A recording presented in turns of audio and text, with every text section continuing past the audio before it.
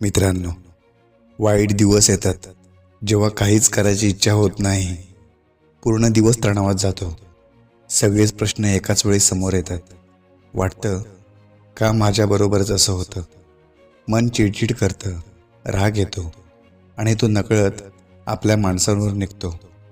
पण हे दिवसही जातात. त्यांना थांबवता येत नाही, पण त्यातून स्वतःला सावरता येतं.